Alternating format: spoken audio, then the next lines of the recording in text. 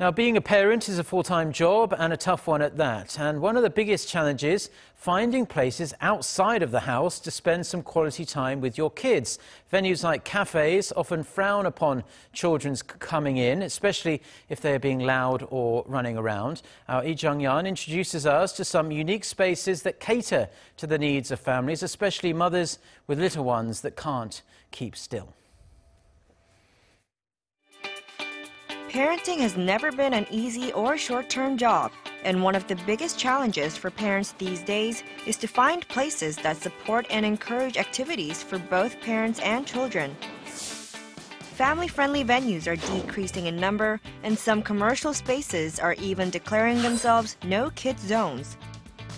What is giving rise to such family-unfriendly attitude? Two factors come into play. First, more people are becoming individualistic, so there's an increased sense of not wanting their personal time or space disturbed. Second, as families become smaller, there are fewer people who can educate children about public etiquette.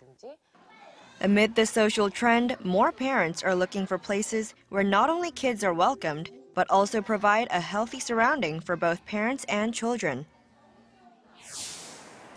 To deal with such demands, some local governments are working to create environments that are more kid-friendly. In Seoul, the highest concentration of venues like that are here in Jungnam-gu district, and we're about to go check out one of its many community childcare centers.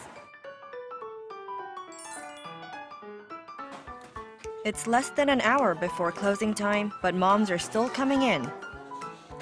Here at one of the 8 community childcare centers currently running in the district, parents can come and go with their children anytime during the day, free of charge.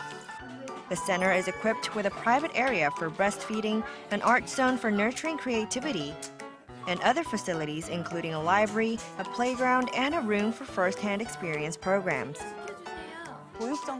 Our support center was founded based on the district's 5-year plan to create a family-friendly district. It's been running for 2 years now, but already more than 120 people use it every day. The district government is planning to open 8 more by the end of next year, so that there is one in every neighborhood. I usually go to the park or to kids' cafes with my children, but sometimes other people feel uncomfortable when the kids are noisy. So this is the only place I feel totally comfortable with my kids. We don't live too close by, but despite the distance, we come here often because the kids play better outside. But the kids' cafes near our house are very pricey. While these centers reflect the efforts of the government, a grassroots self-help movement by Korean women is also on the rise. Mother Center is one prime example. It was benchmarked from Germany's mother centers that started as a way to break through the isolation women often experience when they have children. It's a safe place for parents to not only mingle, but also learn new skills like pottery and calligraphy. The first time I came was for a knitting class.